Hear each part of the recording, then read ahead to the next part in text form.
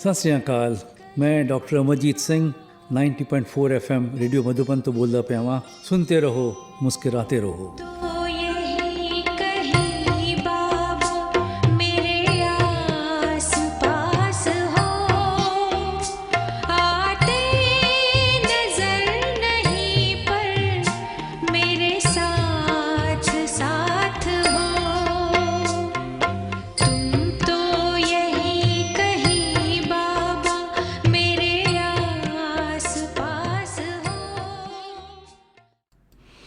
नमस्कार, आप सभी का बहुत बहुत स्वागत है आज के इस विशेष मुलाकात कार्यक्रम में। आशा करूँगा आप बिल्कुल हेल्दी, वेल्दी और हैप्पी होंगे। आइए आपकी खुशी को बढ़ाने के लिए आज हमारे साथ विशेष मेहमान, जिन्हें आप पहले भी सुन चुके हैं, रघुवंशी सर हैं और आप मीडिया से विशेष ताल्लुक़ रखते हैं। काफ़ी लंबा समय हो गया और आपका खुद का एक पोर्टल भी है जिसमें काफ़ी व्यूवर्स जो है सब्सक्रिप्शन अभी बढ़ा हुआ है और छोटी बड़ी न्यूज़ सब कुछ आप जो है रेगुलर अपडेट पब्लिक के सामने रखते रहते हैं। और अभी ब्रह्मा कुमारी संस्थान का जो मीडिया विंग है, ज्ञान सरोवर में कॉन्फ्रेंस हुआ और उस कॉन्फ्रेंस को भी आपने अटेंड किया और आज आप शांतिवन आए हैं। तो मैं चाहूँगा कि इस बार जो मीडिया कॉन्फ्रेंस हुआ, हर बार कुछ ना कुछ नए थीम लेकर बातचीत होती है, विषय को लेकर वर्कशॉप्स होते हैं, अलग अलग लोगों के अनुभव सुना जाता है। तो इस बार का जो कॉन्फ्रेंस है वो आपको क्या नया सीख दिया है, क्या नया अनुभव आपने एक्सपीरियंस किया है और क्या नया अनुभव आपने शेयर किया है पिछले समय के पारक्ष में, वो आज आपसे जानेंगे। और साथ में राजेंद्र उपाध्याय जी भी जुड़े हुए हैं, जो retired from joint director as a All India Radio से आप रिटायर हो चुके हैं। तो निश्चित तौर पे रेडियो से आपका जुड़ाव है, रेडियो आपके लिए एक पैशन भी रहा होगा अपने समय में और काफ़ी अच्छी सेवाएं की। तो रेडियो के बारे में जानेंगे आपसे थोड़ी देर में। तो आइए सबसे पहले आपको जोड़ना चाहूँगा आज के इस विशेष मुलाकात कार्यक्रम में रघुवंशी सर का बहुत बहुत स्वागत है।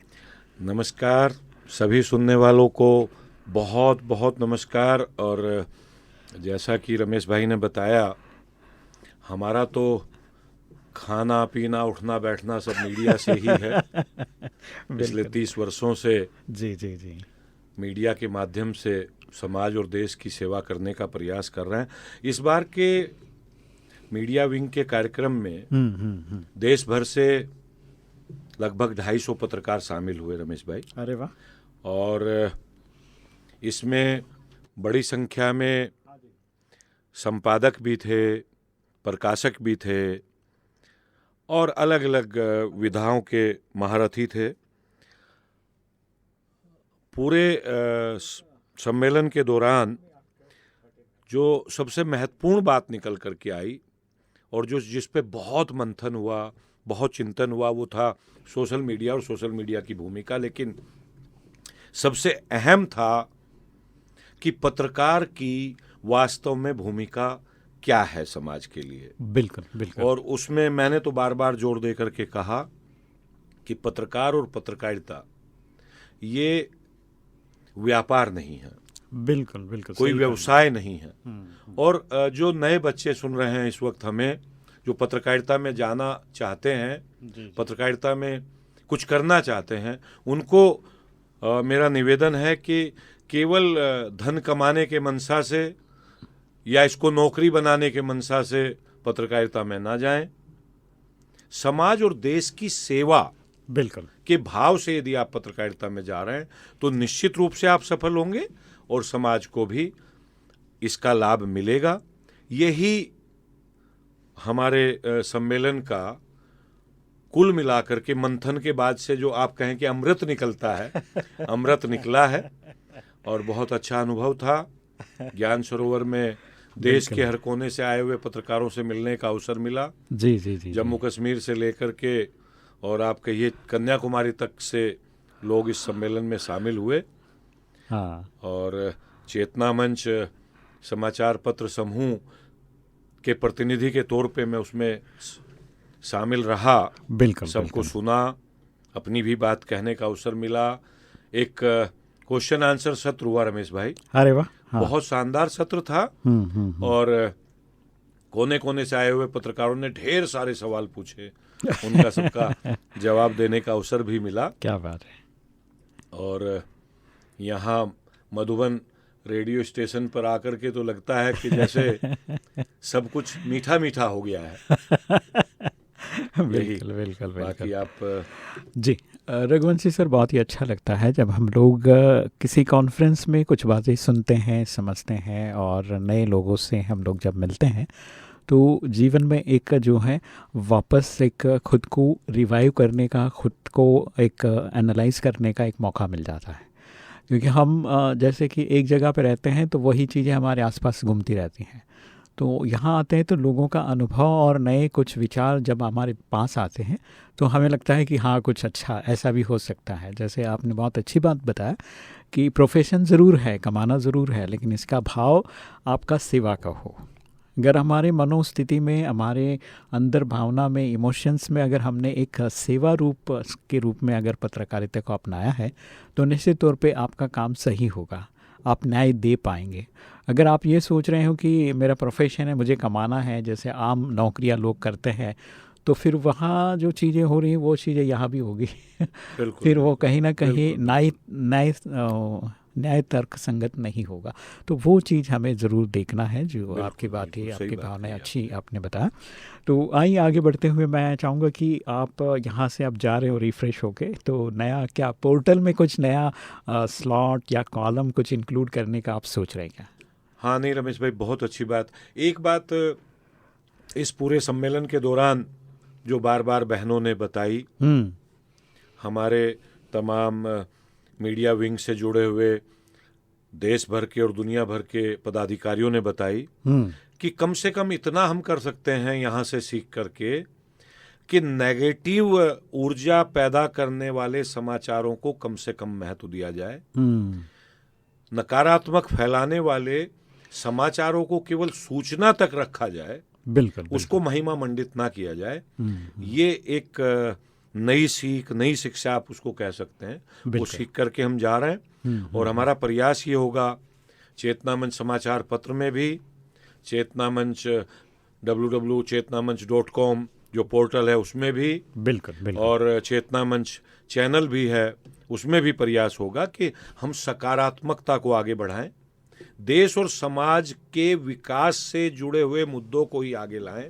और खास तौर से जो यहाँ कहा गया सम्मेलन में, और वो हमेशा से हम पत्रकारों का सोच भी रहा है, ये देश गांवों का देश है रमेश जी। बिल्कुल। गांव, गरीब, भूखा, झोंपड़ी और नारी का सम्मान यदि हमारी पत्रकारिता का मूल मंत्र बनेगा तो हम गांव, गरीब, झोंपड़ी में रहने वाले लोगों से जुड़ते भी जाएंगे, उनकी समस्याओं को सरकारों तक पहुंचा करके उसका कुछ समाधान भी कर पाएंगे।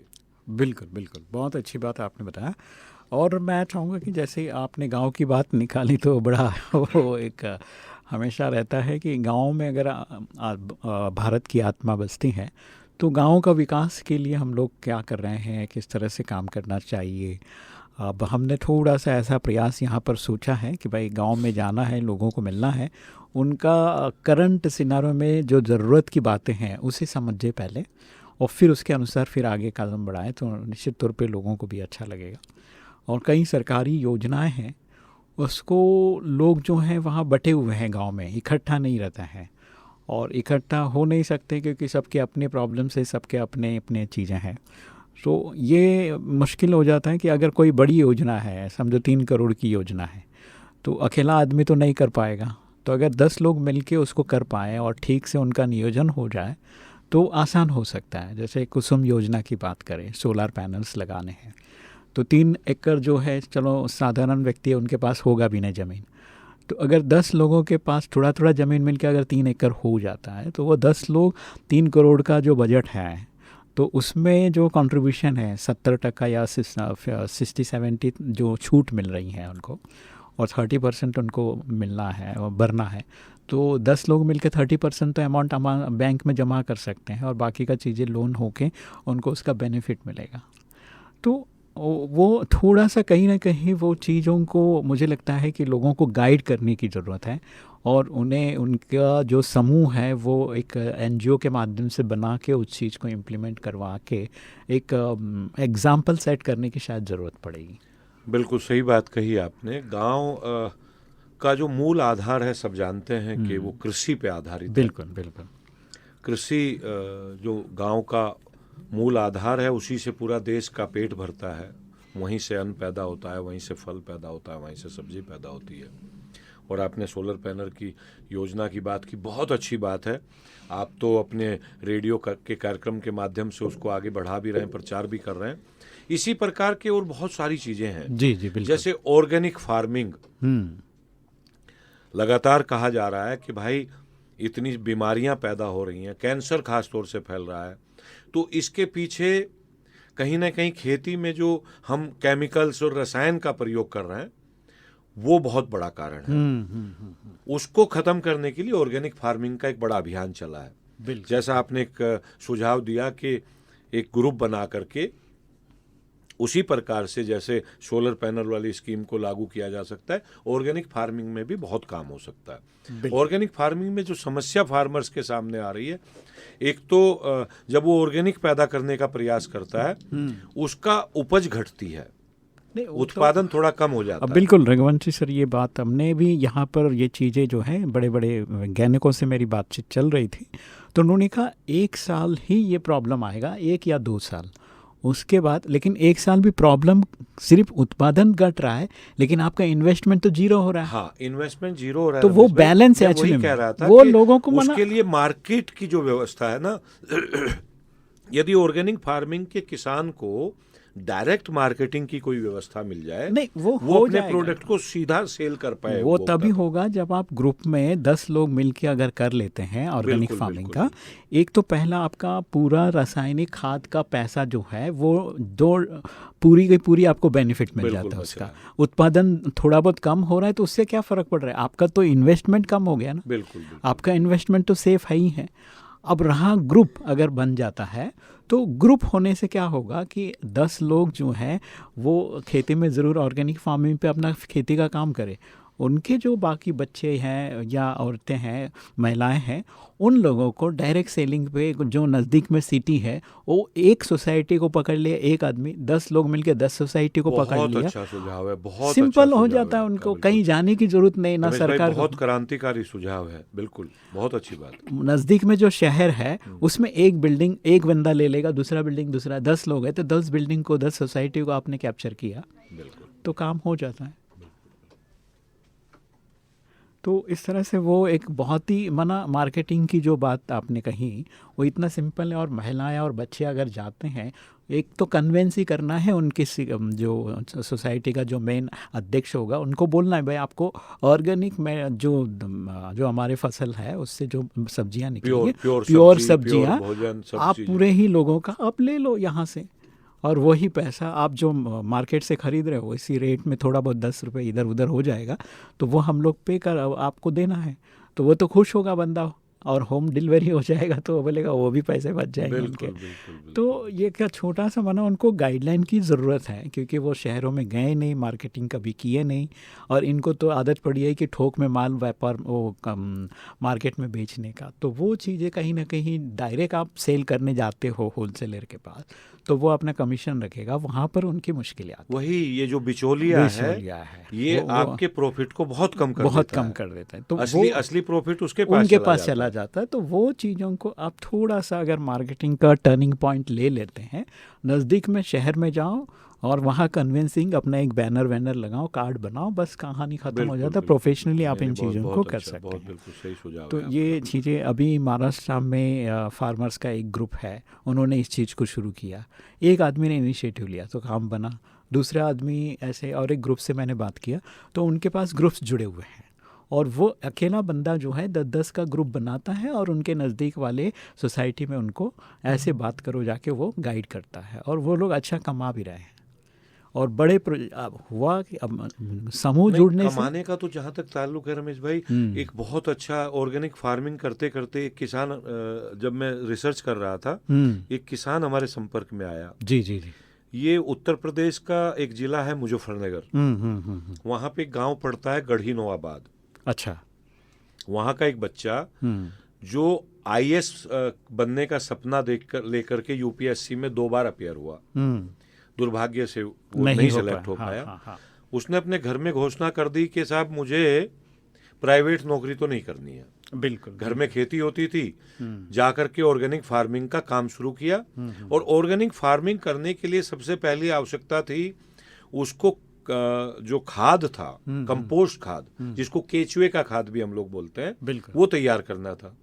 उसने वो तैयार करना शुरू किया तो उसका ये कहना है कि 60 पैसा पर केजी उसकी कुल लागत आई, और वह खाद 60 रुपए 70 रुपए पर केजी शहर में बिक रहा है।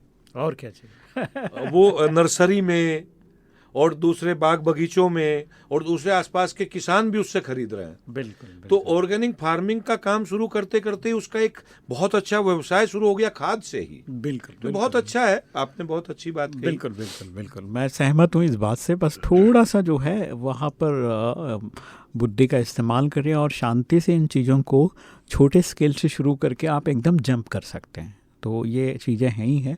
और गुजरात में एक फार्मर है जो ख़ास इस विषय को लेकर उन्होंने जो खाद की समस्या आ रही है उसके लिए उन्होंने एक बहुत सुंदर जो है सिंपल बैग बनाया है। 10 से 12 हज़ार का बैग मिलता है और वो बैग में सिर्फ 3 महीने के लिए आप घर का कूड़ा कचरा भर दो सारा ही, और 3 महीना आप चुपचाप बैठो। 3 महीना आप चुपचाप बैठते हो तो पूरा लिक्विड बन जाता है। अरे वाह। और वो पूरा सब मना खाद, ऑर्गेनिक खाद का बाप हो जाता है। और उसका पानी निकालेंगे आप, वो सबसे बड़ा जो है खाद बन के तैयार हो जाता है। आप नर्सरी में यूज़ करो और इजी पानी नर्सरी में करो, खेत में करो, खेत में करो, डायरेक्ट कैसे जहाँ चाहे वहाँ यूज़ करो। और उसका दूसरा बेनिफिट ये है, एक बार आप एक बैग खरीद लेते हो और उसका सब सेटिंग में आप लगा देते हो, नल की तरह खोलो, यूरिया खाद जो भी वो ऑर्गेनिक लिक्विड जो निकलेगा वो कहीं भी यूज़ करो आप, ठीक है। और दूसरा, आप 3 महीना आप वेट करने के बाद उसके बाद 10-10 दिन में आपको मिलते रहेगा क्योंकि खाली हो जाएगा। सही बात है। फिर उसके बाद प्रोसेस उसका वो उसमें बैग में बनना शुरू हो जाता है, तो फिर वो फास्ट हो जाता है बाद में। फिर 15 दिन में आपको जो है जितना माल आप डाल देते हो एक दिन में, और 15 दिन वेट करके फिर से वापस नया पूरा बैग का आपका लिक्विड तैयार हो जाता है। तो नहीं, लोग कर रहे हैं नए नए प्रयोग। जैसे प्रयोग हमने जहाँ से बात शुरू की थी कि इस तरह की गाँव की तरफ जाकर के हमें अपनी खबरों को बनाना पड़ेगा, सूचनाएं देनी पड़ेगी। अब गुजरात के जिन भाई की आपने बात की, जी। वो जब समाचार बन करके दूर तक फैलेगा हाँ, तो उनको सीधे लाभ होगा। जैसे मुजफ्फरनगर के भाई की मैंने बात की, बिल्कुल उसकी सूचनाएं जाएंगी। बिल्कुल। वहीं यूपी के गाजियाबाद में एक भारत सरकार के रिटायर अफसर हैं, 75 साल की उम्र में फार्मर के नाम से एक एनजीओ बनाया और उन्होंने अध्ययन किया कि जैसे इंसान को जीवन चलाने के लिए बहुत सारे विटामिन चाहिए, मिनरल्स चाहिए, तमाम चीजें चाहिए, बिल्कुल वैसे ही पौधे को भी चाहिए। उसको न्यूट्रिशन के लिए कितने सारी चीजें चाहिए, उसका उन्होंने पूरा अध्ययन किया, एक चार्ट बनाया। और वो न्यूट्रिशन उपलब्ध कराने के लिए उन्होंने छोटा सा एक लिक्विड तैयार किया। उस लिक्विड को आप कंपोस्ट खाद में मिला करके जब खेत में अप्लाई करते हैं, तो सहारनपुर में उन्होंने एक आम के बाग में प्रयोग किया, रमेश भाई। अच्छा। आम की पैदावार लगभग 1.5 गुना बढ़ गई। आम में एक समस्या थी उस इलाके में, तमाम बाग में ये समस्या होती थी कि एक साल वो फल देता था, अगले साल नहीं देता था, एक साल खाली चला गया किसान का। इनके न्यूट्रिशन से वो हर साल फल देने लगा। क्या बात है। तो तमाम प्रयोग हो रहे हैं। वो मैंने बिल्कुल। और आपने बहुत अच्छा विषय जो उठाया था कि पत्रकार के तौर पे हम इन किसानों की क्या मदद कर सकते हैं। वो यही मदद है कि हम इनके समाचारों को दूर तक फैलाएं और कुछ समूह को तैयार करके इम्प्लीमेंटेशन में हेल्प करें। बिल्कुल। क्योंकि कई बार होता है उनकी भाषा अलग पड़ जाती है, तो वो समझ नहीं पाते। सही बात तो है। वहाँ नहीं, उनके पास तक जानकारियां है भी नहीं। सरकार की योजनाओं का उनको पता नहीं है। और यदि पता भी है तो वो सरकार के किस अधिकारी से मिलना है, वो नहीं पता, कैसे वो फॉर्म भरना है, क्या करना है, नहीं पता। वो सारी चीजें नहीं। और फिर वो और कई बार ऐसा हो जाता है कि एक ही चीज़ उनको मालूम पड़ जाता है कि इसमें योजना में ये लाभ मिलेगा, लेकिन उनको मिलेगा जिनके पास इतना ज़मीन है या इतना वो अकाउंट वगैरह जो भी है अमाउंट बिल्कुल, उसमें जमा बिल्कुल, करनी, तो बिल्कुल। उसमें भी बेचारे कंफ्यूज हो जाते बिल्कुल हैं। बिल्कुल तो वहाँ पर उनके फैमिली मेम्बर्स को और इकट्ठा करके अगर 10-12 लोगों का ग्रुप, छोटे समूह अगर बना देते हैं तो उसमें ज़्यादा काम होता है। और बहुत सारे एनजीओस इसको लेकर थोड़े गांव में काम कर रहे हैं, और भी आगे अगर इस तरह के काम हो जाए तो निश्चित तौर पे गांव का जो समृद्धिकरण कह सकें, सौंदर्यकरण कह सकें, पर्यावरण को और मजबूती मिल सकती है इन सारी चीज़ों से। तो बहुत बहुत धन्यवाद, शुक्रिया रघुवंशी सर, बहुत ही अच्छा लगा आपके विचार सुनकर। और मैं चाहूँगा कि जाते जाते एक छोटा सा मैसेज भी कोट करें रेडियो लिसनर्स के लिए। संदेश तो यही है आज की बातचीत का, जो रमेश भाई ने इतना अच्छी दिशा दी है कि छोटे छोटे समूह बनाएं, वो समूह बना कर के खेती के तमाम जो भारत सरकार की योजनाएं हैं, प्रदेश सरकारों की योजनाएं हैं, उसका लाभ उठाएं। और पत्रकारिता का जहाँ तक ताल्लुक़ है, जो लोग पत्रकारिता से जुड़े हैं और हमें सुन रहे हैं, सकारात्मक सोचें, सकारात्मक लिखें, सकारात्मक दिखाएं, सकारात्मक बोलें। यही संदेश दे करके और मधुबन रेडियो से बहुत कुछ ऊर्जा लेकर के अब हम वापस फील्ड में जा रहे हैं। बिल्कुल, अगली बार फिर आएंगे तो रमेश भाई के सौजन्य से सभी सुनने वालों से भेंट मुलाकात बातचीत होगी। बिल्कुल बिल्कुल, नमस्कार, बहुत बहुत धन्यवाद रघुवंशी सर, बहुत ही अच्छी बातें आपने बताया। और मैं चाहूँगा रघुवंशी सर जो है चेतना मंच से जुड़े हुए हैं, चेतना मंच के कर्ता धर्ता है। आप नेटवर्क में, मोबाइल में अगर इंटरनेट यूज़ करते हैं तो चेतना मंच ज़रूर लिखिए, या यूट्यूब पे लिखिए, उनके यूट्यूब पे भी चैनल चलते हैं, तो उसे सब्सक्राइब करें और चेतना मंच से जुड़े रहें, उसको फॉलो करें, और आपको दिल्ली राजधानी के न्यूज़ हमेशा मिलते रहेंगे रोज़, है ना। तो आप इसका आनंद लें। और साथ ही साथ मैं चाहूँगा कि हम लोग जितनी बातें करने में, आपको इंटरव्यू सुनने में जो आनंद आ रहा है, वही आनंद आपके जीवन में तमाम बनी रहें ऐसी खुशी के साथ।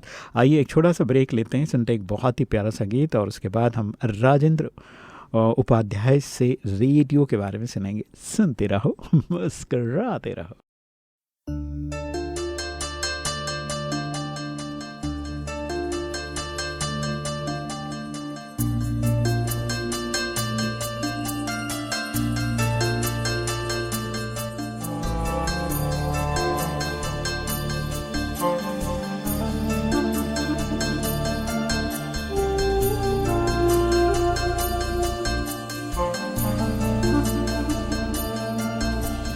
झलक तुम्हारी ओ प्यारे भगवन,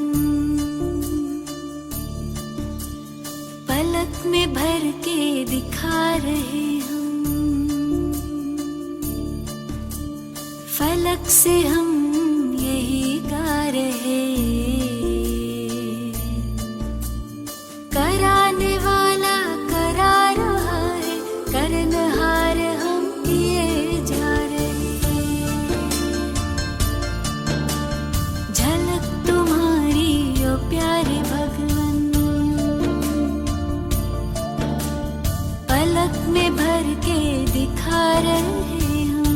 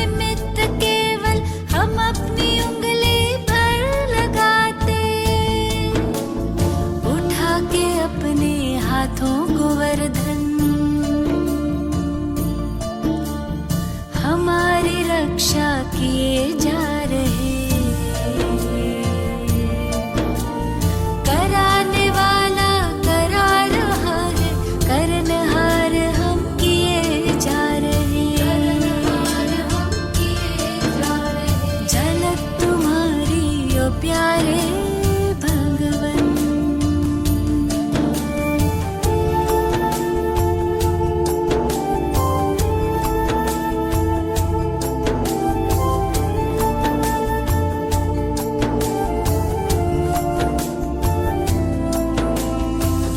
प्रसन्न प्रभु की पालना से तुम ही बने हो हमारे पालक।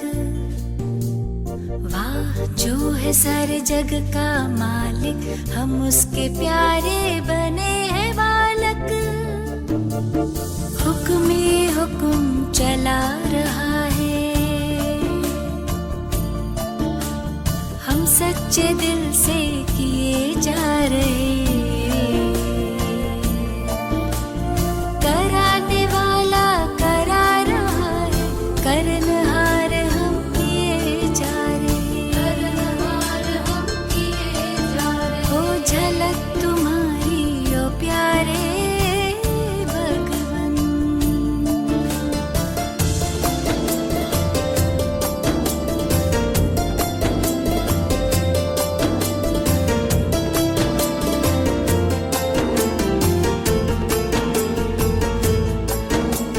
ये ज्ञान बुद्धि बल सब तुम्हारा, बस ध्यान इतना हमें है धरना।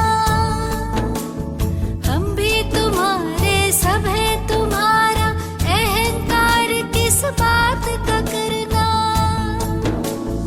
तेरे हवाले कश्ती हमारी, बड़े प्यार से लिए जा रहे। कराने वाला करा रहा है, करनहार हम किए जा रहे। ओ झलक तुम्हारी ओ प्यारे भगवन। तुम्हारी ओ प्यारे भगवन। पलक में भर के दिखा रहे हैं, पलक में भर के दिखा रहे हैं। फलक से हम यही गा रहे। फलक से हम यही गा रहे। कराने वाला करा रहा है, करनहार हम किए जा रहे। करनहार हम किए जा रहे। ओ झलक तुम्हारी ओ प्यारे भगवन।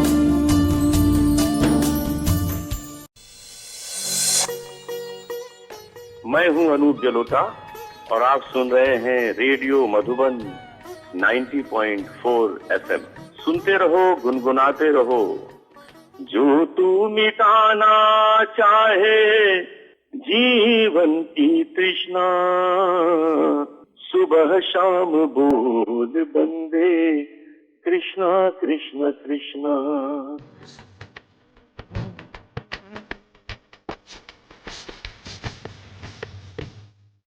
नमस्कार। ब्रेक के बाद आप सभी का फिर से एक बार स्वागत है और विशेष मुलाकात इस कार्यक्रम को आप सुन रहे हैं और रेडियो मधुबन 90.4 FM आपने ट्यून किया है। और चाहूँगा कि ब्रेक से पहले जो हमने बातें की वो आप कुछ बातें जो हैं बहुत काम की थी, वो बातें आप एक पेज पे लिख के रखिए और उस बात को थोड़ा सा चिंतन में लाइए और उसे अपने आसपास में जो यूथ हैं उनके साथ भी शेयर कीजिए। अब यूथ से शेयर करना इसलिए मैं बोल रहा हूँ क्योंकि यूथ सब जगह दौड़ता है, चाहे वो कहीं भी जाएगा तो वो कहीं ना कहीं बात को छेड़ेगा, तो वो छेड़ेगा तो लोगों तक जाएगी वो बात। तो इसीलिए आप अगर सुन रहे हैं, अच्छा लग रहा है, तो वो किसी न किसी युवा के साथ ज़रूर बातचीत को शेयर करें और ये अपने आदत में बना के रखिए ताकि युवाओं को हम लोग जो नीड है उस पर काम करने के लिए मोटिवेशन भी देते हैं इनडायरेक्टली। और जो स्कूल पढ़ने वाले बच्चे हैं उनको पता चलेगा कि अरे ये ऐसे कर सकते हैं, ऐसे कर सकते हैं। और खुदा न खास्ता एक दिन अगर उनके पास वो विषय आ गया और टीचर ने उनको बोल दिया तो उनको ये सारी चीज़ें क्लिक हो जाएगी, तो वो इस पर काम करके आगे बढ़ सकते हैं और किसानों को हेल्प कर सकते हैं। तो आइए आज के इस प्रोग्राम में हमारे साथ दूसरे मेहमान राजेंद्र उपाध्याय जी भी उपस्थित है, retired joint director all India radio. तो बहुत बहुत स्वागत है राजेंद्र जी, कैसे हैं आप? नमस्कार, ठीक हूँ। तो मैं चाहूँगा कि आप थोड़ा सा अपने बारे में बताइए कि कब आप रिटायर हुए, उसके बाद क्या कर रहे हैं? मैं तो आकाशवाणी की लगभग मैंने 34-35 साल सेवा की जी। उसके बाद में मैं 2018 में रिटायर हो गया। हाँ। तो 5 साल से लगभग मैं अवकाश प्राप्ति के हो गए लगभग। लेकिन मैं समाज से तो जुड़ा हुआ हूँ, लिखता रहता हूँ, रेडियो के लिए भी लिखता हूँ, अरे वाह। दूरदर्शन के लिए भी, हाँ। और भी समाचार विभाग में भी कभी कभी जाके कुछ रिपोर्टिंग वगैरह कुछ काम करता हूँ। मैं समाचार विभाग में ही रहा। तो सुदूर प्रदेशों में भी मैं भारत के गया, अरे वाह। लगभग कोहिमा में भी गया, उधर अंडमान निकोबार में भी मैंने काम किया। तो रेडियो की ताकत ऐसे प्रदेशों में जाके पता लगती है बिल्कुल कि क्या ताकत है रेडियो की। तो वहाँ अंडमान निकोबार में तो तब मैं जब था तब तो टीवी वगैरह था नहीं, रेडियो का ही समाचार जाता था। बिल्कुल। तो वहाँ तो कनेक्टिविटी बहुत द्वीपों की दूर दूर है, तो उसमें जहाज जाते थे और जहाज आते थे। तो इतनी दूर दूर के प्रदेशों में किस तरह से समाचार पत्र भी नहीं पहुंचते थे, बिल्कुल। तो रेडियो के ही समाचार जाते थे, हमारे यहाँ से ही समाचार जाते थे। तो बाकी जगह तो देखा होगा आपने कि समाचार ज़्यादातर शासन की खबरों से और उनसे भरे रहते हैं। बिल्कुल। लेकिन वहाँ हम लोग क्या करते थे कि लोकल कम्युनिटी की खबरें ज़्यादा देते थे, ताकि दूर के प्रदेशों में जाकर के वो दूर के उनके द्वीपों में जाकर के वो खबरें उन लोगों को अपील करें। बिल्कुल। तो जैसे कि वहाँ किसी के पिताजी गुजर गए तो वो भी खबर लेके आ जाते थे कि हमारी रेडियो पे खबर दे दीजिए। तो हम कहते थे भाई ये इस तरह की खबरें तो जाती नहीं है रेडियो पर कि आपके पिताजी गुजर गए तो क्या। तो वहाँ एक लोकल समाचार वाचक थे, बोले कि सर देना चाहिए, क्योंकि इन लोगों का जो है वहाँ जो लोग रहते हैं उनके दूर रिश्तेदार दूर द्वीप में जो रहते हैं, तो उनका जहाज छूटने वाला होता है उस वक्त। बिल्कुल। तो वो रेडियो में सुन लेंगे कि उनका देहांत हो गया, तो वो उनके अंतिम संस्कार में शामिल होने के लिए आ जाएंगे। नहीं तो उनको कैसे खबर लगेगी, टेलीफोन भी नहीं रहते हैं उस वक्त, मोबाइल भी नहीं थे। हाँ, कुछ साधन नहीं है। तो इसलिए रेडियो से फिर हम लोग बना देते थे खबर के द्वीपों के सामाजिक कार्यकर्ता का देहांत हो गया और उनका अंतिम यात्रा इतनी बजे यहाँ से निकलेगी। ओके। तो ऐसा हम समाचार दे देते थे 2 लाइन का, ताकि उनके रिश्तेदार वहाँ जो दूर बैठे हुए हैं वो आकर के पता चल उसमें शामिल हो जाएं। नहीं तो उनको पता ही नहीं लगेगा तो वो कैसे आएंगे, खबर भी कैसे देंगे उनको। बिल्कुल। तो ये है। अच्छा, फिर रिजल्ट निकलता था वहाँ, तो रिजल्ट के लिए भी लोग आकाशवाणी आ जाते थे। अच्छा। कि हमको रिजल्ट देखना है, कितना नंबर आया हमारा, फर्स्ट क्लास आया कि नहीं आया है, और ये सब। तो वो क्योंकि रिजल्ट भी हमारे आकाशवाणी में पहले आता था, अखबार में बाद में छपता था, तो वो सब उसके लिए बच्चे आ जाते थे, उनके पिताजी आ जाते थे। वो फर्स्ट का आया कि नहीं आया इस पर आ जाते थे। अच्छा। फिर फर्स्ट आने वाले की हम खबर भी दे देते थे, उसका छोटा इंटरव्यू भी दे देते थे। अच्छा। तो इस तरह से एक वहाँ आकाशवाणी जो है समाज सेवा का काम भी करते थे हम लोग। बिल्कुल। केवल एक खबरें देना और मनोरंजन करना ही हमारा उद्देश्य नहीं था, हम एक समाज सेवा का भी काम करते थे कि ये हमारा दायित्व है समाज के लिए, तो इसको हमको करना है।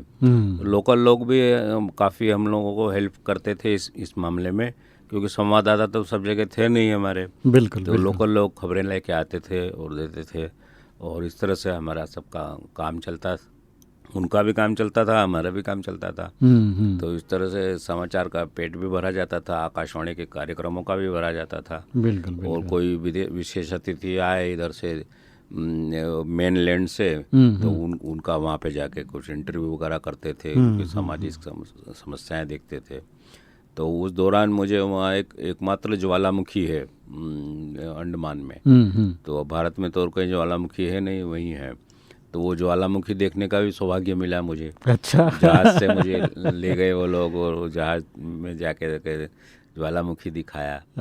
तो ये सब बड़ा अच्छा अनुभव रहा। बिल्कुल।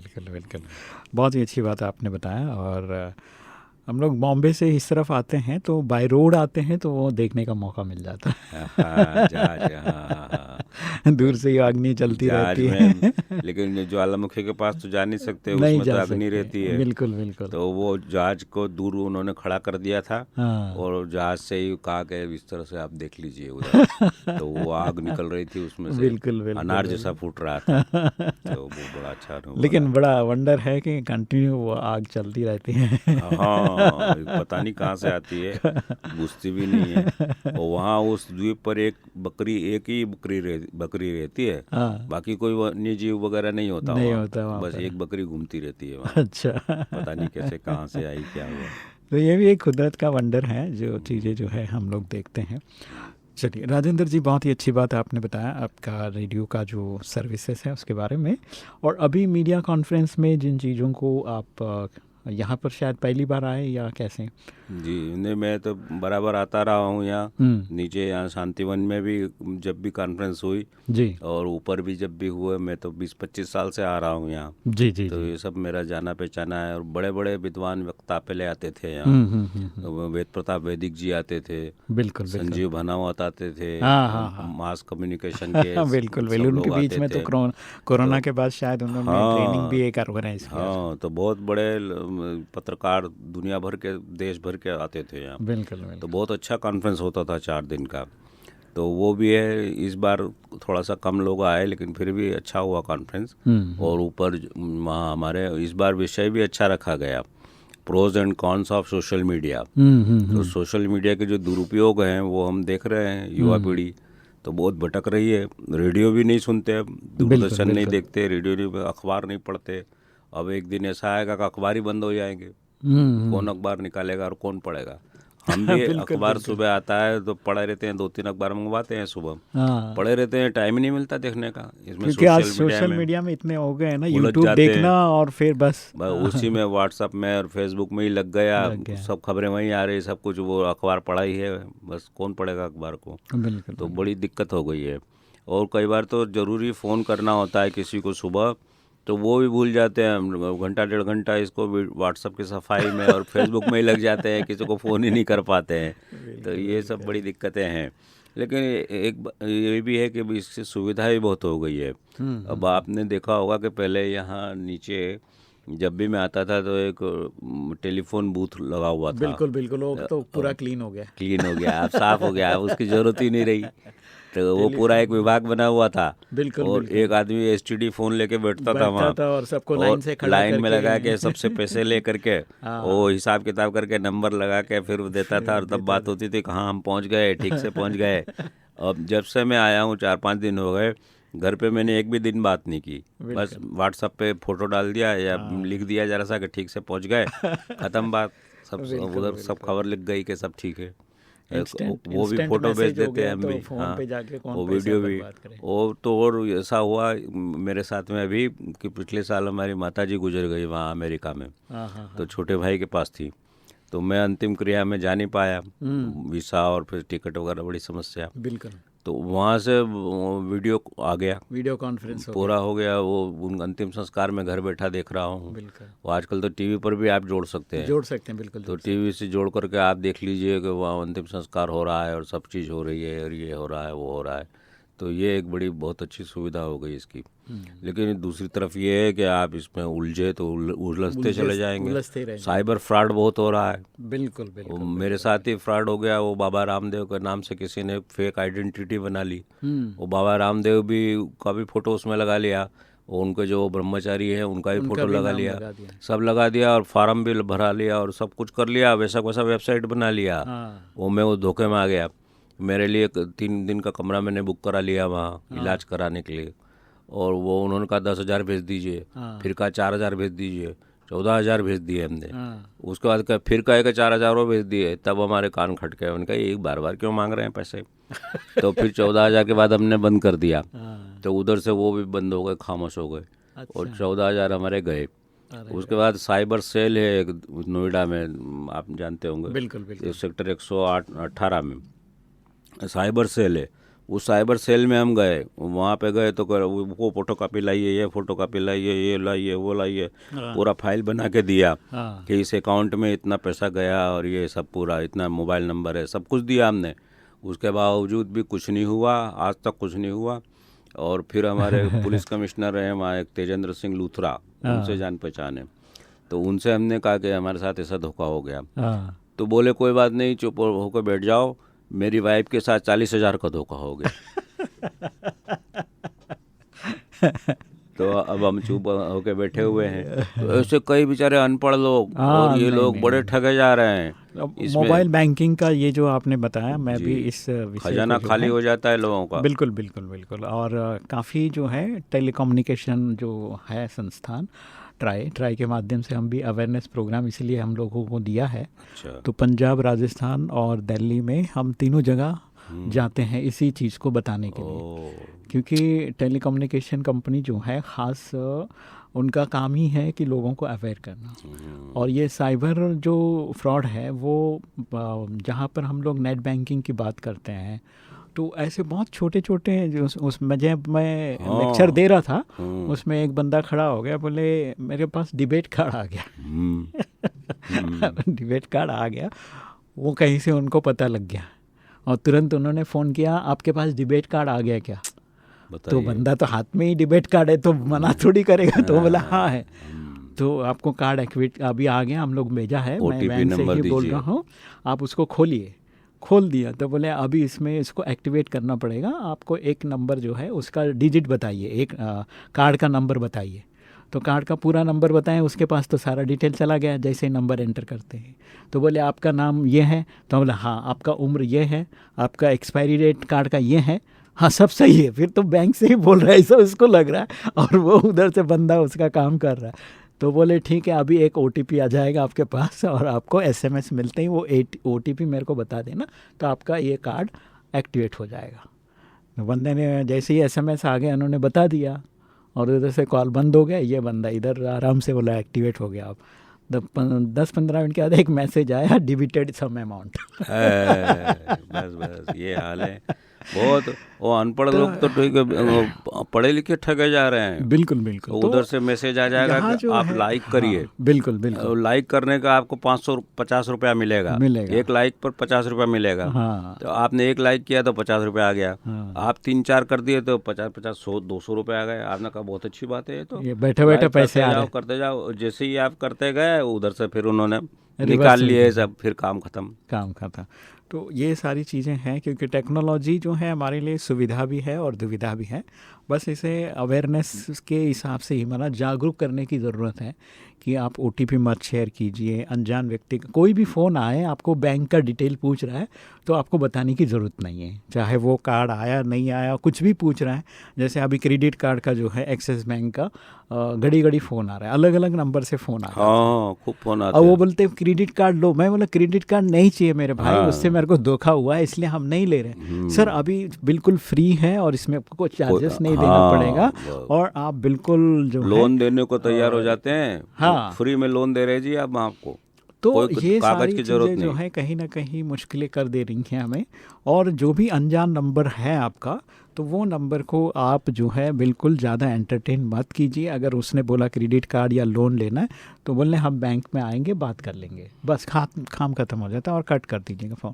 तो ये सारी थोड़ा सा अवेयरनेस की ज़रूरत है और इसीलिए बहुत सारे अवेयरनेस प्रोग्राम्स जगह जगह करते हैं। अब देखिए, जहाँ तक लोगों तक अगर इन्फॉर्मेशन ठीक से पहुँचे, समय पर पहुँचे, ये बहुत ज़रूरी है। और वो इन्फॉर्मेशन के साथ साथ अगर हमको टाइम पर वो याद भी आ जाए। कई बार तो हम लोग जब ये धोखा हुआ डिबेट कार्ड वाले का, उसको तो पता ही था कुछ समझदारी था, जब कार्ड का नाम नंबर वगैरह सब बता रहा है, तो क्या हो जाता है, एक सेकंड का वो खेल रहता है। हाँ, बस उसी और में उसमें आपको याद नहीं आया, बस कहानी ख़त्म आपका। खत्म बस। फिर आप भले जैसे आपने बताया अभी पुलिस के अधिकारी हैं, उनका ही 40,000 अगर जा रहा है उनकी वाइफ तो का ही ले उसमें, गए। उसमें हम क्या कर सकते हैं, ये चीज़ें हैं ना। तो इसीलिए ये सारी चीज़ें जो हैं वो बड़े चालाकी से 3 तरह के जो हैं इसमें लोग रहते हैं। और ये जो साइबर फ्रॉड करने वाले लोग हैं उनको 3 हैट के नाम से जाना जाता है, रेड हैट, वाइट हैट और ब्लैक हैट। तो ब्लैक वाले जो है ना वो बहुत डेंजर है। अच्छा। वो सिर्फ मतलब उनको धोखा देने में ही खुशी होती है। और वाइट वाले आपको हेल्प करते हैं कि ये चीज़ें होगी, आप इसके लिए ऐसे सावधानी रहे करके।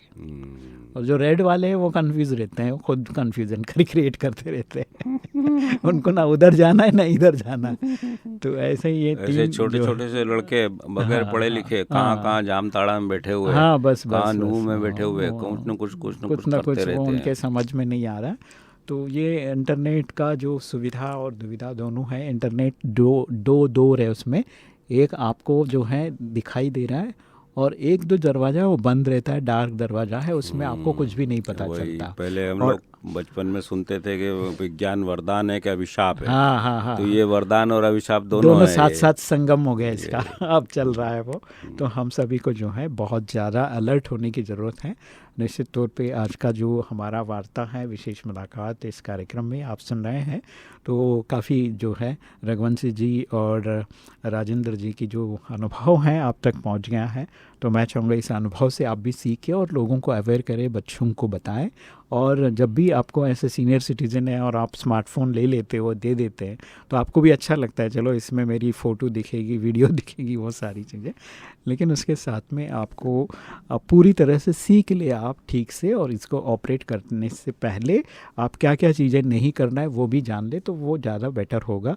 तो ये सारी चीज़ें भी आपके ध्यान में रहें। और ट्रांजैक्शन जब भी करना हो तो आप मत कीजिए, आपके बेटे या फिर बहू या बच्चे जो हैं उनके द्वारा ही आप उनके मोबाइल से ट्रांजैक्शन करवाएं, ताकि फिर आप उनको जो है बाद में सेंड करो। तो इसीलिए क्योंकि आप अगर करेंगे, कहीं मिस्टेकली कुछ चीज़ें इधर उधर हो गई, एक जीरो ज़्यादा हो गया या कम हो गया, तो नुकसान तो आपका ही होगा। तो इसीलिए आप थोड़ा सा इन चीज़ों पे ट्रांजैक्शन, बैंकिंग ट्रांजैक्शन से ज़्यादा बचे रहें। तो राजेंद्र सर, मैं चाहूँगा कि जाते जाते आप भी एक मैसेज ज़रूर कोट करें। वही मैंने कहा कि आजकल युवा पीढ़ी जो है सोशल मीडिया में उलझी रहती है, रेडियो टीवी देखती नहीं है। तो रेडियो सुने, कम्युनिटी रेडियो सुने, मधुबन रेडियो सुने, और सुनते रहें और मुस्कुराते रहें और हंसी खुशी से रहें। जी जी, और कोई तनाव ना पालें बिल्कुल। बीच में, हमारे लिए कोई तनाव ना पालें, अपने लिए कोई तनाव ना पालें, और समाज में सद्भाव फैलाएं। और जो रेडियो के माध्यम से जो भी अच्छी बात उनको मिले तो वो नोट करके रखें, और समाज में और लोगों को, आस पड़ोस के बच्चों को और लोगों को भी बताएं। बिल्कुल तो बिल्कुल। इससे बहुत अच्छा होगा। राजेंद्र जी, बहुत ही अच्छा मैसेज आपने दिया। और मुझे लगता है कि हम सभी लोग जिस तरह से हाथ में हमारे पास ये छोटा सा जो है स्क्वायर बॉक्स आ गया है, तो ये हमारे जीवन में जो है बड़ा इम्पोर्टेंट रोल करने लगा है। जैसे हम लोग अगर चलते हैं घर से तो इसके बिना चल ही नहीं सकते, ऐसा हो गया। ये तो अगर ऐसा है तो कुछ समय के लिए जो है इससे दूर रहने का भी प्रैक्टिस कीजिए, अदरवाइज़ बड़ा मुश्किल होगा कि ये इसके तो बाद। हमारा राइट आर्म हो गया है। हाँ, जैसे ही हाँ, जरा हाँ। सा इधर उधर हो जाए तो एकदम ऐसे बेचैनी हो जाती है। बेचैनी कि हो कहाँ जाती, गया, वो कहाँ गया? नहीं हो, ओहो, वो नहीं हो, इसका तो जो जरा है सा थोड़ा खो जाए तो तुरंत नया लेने जाएंगे, भागेंगे। बिल्कुल बिल्कुल अरे बिल्कुल। कहाँ है बस। थोड़ा सा बीच में मेरा अनुभव भी ऐसा है कि फ़ोन की से मैं इस तरफ रहता है, तो सवेरे जैसे ही थोड़ा कहीं जाएंगे तो बीच बीच में हाथ लगा के देखते कि है या नहीं। और घर रह जाए तो वापस घर भागेंगे लेने के लिए। तो ऐसी आदतें हमारी हो गई हैं, तो निश्चित तौर पे एक दिन 1 घंटा हम नहीं रह पाते इसके बगैर। बिल्कुल बिल्कुल। तो कहीं ना कहीं मुझे लगता है कि मोबाइल उपवास शुरू करना पड़ेगा हिंदुस्तान में अभी। बहुत जरूरी है। ताकि हमें अपने आंतरिक खुशी भी होनी चाहिए। बहुत क्योंकि मुश्किल आप है। जो है असली उपवास तो इसके- कर सकते हैं, लेकिन लेकिन ये मोबाइल नहीं कर उपवास सकते। नहीं कर सकते हैं। एक दिन भी नहीं कर सकते, 1 घंटा भी नहीं कर सकते। तो इसकी जो है एक अभी शुरुआत करनी होगी। कई बार हम लोग जो है इतने अच्छे गार्डन में बैठे रहते हैं, फूल आपके आसपास में है, कुदरत की कितनी सुंदर चीज़ें हैं, उसको ना देखकर हम वहाँ पर भी मोबाइल लेके बैठ जाते हैं। दिल्ली में तो हम लोग खाना खाने जाते हैं कहीं रेस्टोरेंट में, हाँ। तो 3-4 लोग परिवार के सदस्य गए हैं, चारों अलग मोबाइल में लगे हुए हैं अपने, और वहाँ आपको कोई बात ही नहीं कर रहा, कुछ नहीं, तो फिर क्या फ़ायदा। तो ऐसी कहीं ना कहीं जो है हम लोग बीच में कुछ वीडियोस भी आते थे इसके बारे में, वो तब हमको हंसी आती थी, लेकिन अब वो रियलिटी हो गई। रियलिटी हो गई है, तो ठीक है। इसीलिए हमें जो है कहीं ना कहीं हम अपने अस्तित्व को तो नहीं खो रहे हैं, ये हमें ध्यान रखना है। हमारी आत्मा से हमारा जुड़ाव ख़त्म हो गया है, तो यहाँ पर ये चीज़ें जो है निश्चित तौर पे हमें बहुत ही ज़रूरी हैं आज के इधर समय में। आए हम लोग पांडव वन में ऊपर ठहरे, वहाँ ज्ञान सरोवर में, तो हम लोग डिटॉक्स हो गए बिल्कुल कुछ समय के लिए, तो इससे दूर रहे और बड़ा अच्छा लगा। और वो एक तनाव जो रहता था सही वहाँ बात दिल्ली है। में, हाँ। उससे हम मुक्त रहे। बिल्कुल बिल्कुल। चलिए राजेंद्र जी, बहुत ही अच्छी बातें हुई, और आशा करूंगा हमारे सभी दर्शक मित्रों को, श्रोता मित्रों को बिल्कुल आज के इस वार्ता में बहुत सारा जो है प्रैक्टिकल लाइफ में जो चीज़ें हैं उसको हमने उजागर करने की कोशिश की, और कहीं ना कहीं आपके दिल को स्पर्श किया हो। तो हमें अच्छा लगेगा कि आप इस बात का ध्यान रखें और इसका प्रचार प्रसार ज़रूर करें। जो ज्ञान आपको मिला है उसे दूसरों के साथ बांटिए, और आपका ज्ञान बांटने से बढ़ता है। तो इसी तरह आप ज्ञानवान बने और उसे अपने लाइफ में इम्प्लीमेंट भी करें, क्योंकि ज्ञान बांटना आसान है, इम्प्लीमेंट करना थोड़ा सा मुश्किल लगता है। तो आप उस पर प्रैक्टिस भी करके अपने अनुभवों को साझा करते रहें, ऐसे शुभ आशा के साथ। चलिए फिर मिलते हैं अगले एपिसोड में, तब तक आप बने रहिए हमारे साथ। सलाम, नमस्ते, खमा गनीसा, जय हिंद, जय भारत, ओम शांति। सुनते रहो, मुस्कराते रहो।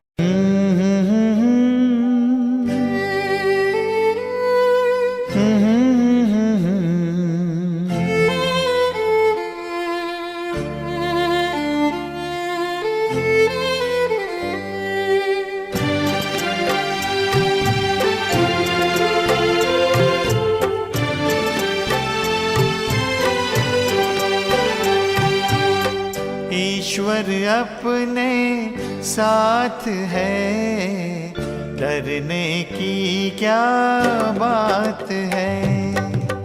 ईश्वर अपने साथ है, डरने की क्या बात है।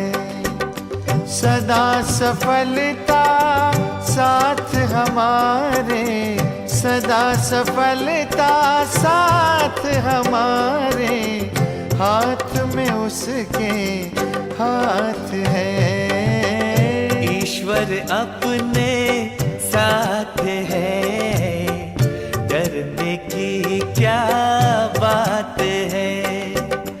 सदा सफलता साथ हमारे, सदा सफलता साथ हमारे, हाथ में उसके हाथ है।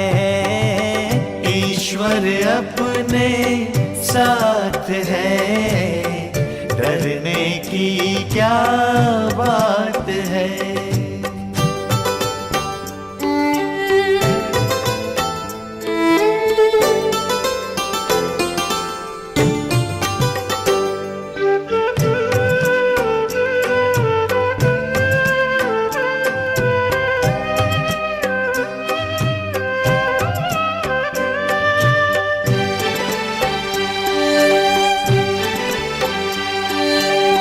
समय से पहले भाग्य से ज्यादा बोलो किसने पाया है।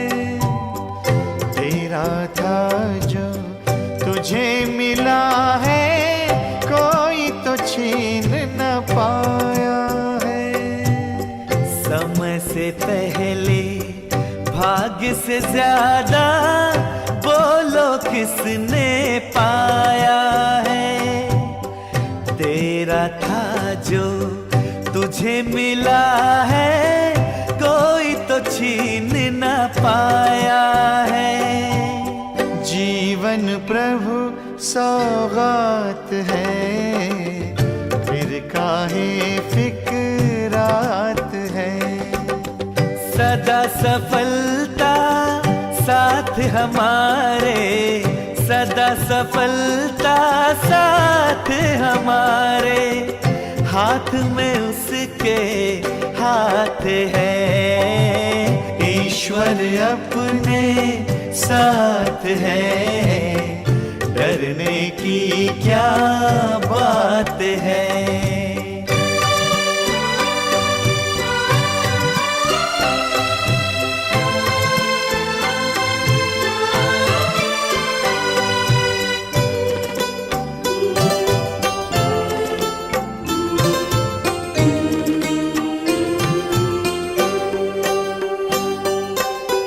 जिसके नाम से कितनों के ही बिगड़े काम तो बन जाते, जिसकी याद से जन्म जन्म के कष्ट सभी मिट जाते। जिसके नाम से कितनों के ही बिगड़े काम तो बन जाते, जिसकी याद से जन्म जन्म के कष्ट सभी मिट जाते। सामने वो दिन रात है, प्यार की बरसात है। सदा सफलता साथ हमारे, सदा सफलता साथ हमारे। हाथ में उसके हाथ है, ईश्वर अपने साथ है। डरने की क्या बात है, ईश्वर अपने साथ है। डरने की क्या बात है। सदा सफलता साथ हमारे, सदा सफलता साथ हमारे। हाथ में उसके हाथ है, ईश्वर अपने साथ है। डरने की क्या बात है, ईश्वर अपने साथ है। डरने की क्या बात